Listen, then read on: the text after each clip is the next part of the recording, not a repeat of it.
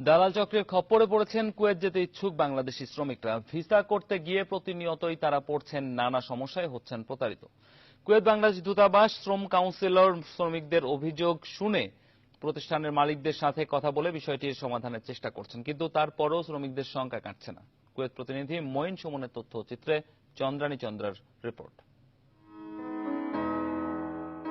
দীর্ঘ 10 বছর কুয়েতে শ্রমিক নেওয়া বন্ধ ছিল। গত 2 বছরে বিশেষ অনুমতি সাপেক্ষে আবারও শ্রমিক নেওয়া শুরু হয়েছে। বর্তমানে কুয়েতে বিশেষ অনুমতিতে আসা, যাকে আরবিতে লামানা বলা হয়, এতে একজন শ্রমিকের মাসিক নিম্ন বেতন দাঁড়াচ্ছে 60 কুয়েতি দিনার, যা বাংলাদেশি টাকায় 16,000 টাকা। অথচ দালাল চক্র দ্বিগুণ বেতন, ডাবল ডিউটি, পার্ট টাইমের সুব্যবস্থার সুযোগ সহ নানা প্রলোভন দেখিয়ে 7-8 লাখ টাকার বিনিময়ে নিম্ন মধ্যবিত্ত মানুষকে কুয়েতে এনে বিপদে ফেলছেন। তারপর এই শ্রমিকেরাই পড়ছেন চরম দুর্ভোগের মধ্যে।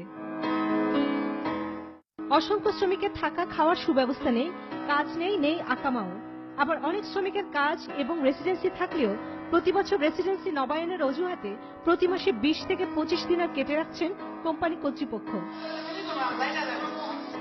নানাভাবে হয়রানি অত্যাচারে অতিষ্ঠ হয়ে ফেব্রুয়ারির শেষের দিকে আলশা আল গরিবানিয়া ক্লিনিং কোম্পানির প্রায় 200 বাংলাদেশি শ্রমিক বাংলাদেশ দূতাবাসের সামনে জড়ো হন। সেদিন তারা কর্মবিরতি পালন করে এবং অবস্থান ধর্মঘট করে।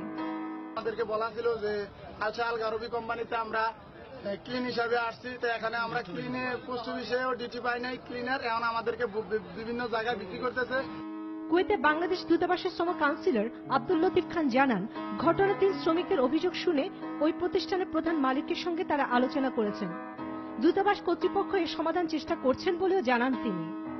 আমরা দীর্ঘ 9 মাস ধরে আসছি, আমাদের কোনো ডিউটি পার্ট টাইম কোনো কিছু নাই এবং খানার টাকা দেয় না কোম্পানি। আমরা খানার টাকা চাইতে গেছি, আমাদেরকে কোম্পানি মারধর এবং আমাদেরকে বেড়াকের থেকে বের করে দিচ্ছে। তসবিটা কারণ নিছে নিয়ে ঠাট্টা করলো। ঠাট্টা করার পরে বলতেছে পায়ে লাথি দিচ্ছে, একবারে 5-6টা লাথি মারছে গুড় দিয়ে।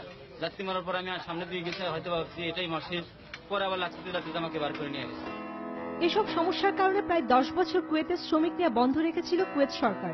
সে অবস্থা যাতে আবার না হয় সেদিকে খেয়াল রেখে বাংলাদেশ সরকারের প্রতি দ্রুত কার্যকরী পদক্ষেপ নিতে দাবি জানান কুয়েতে অবস্থানরত 2.5 লাখ প্রবাসী বাংলাদেশি। চন্দ্রানী চন্দ্রা, নিউজ 24।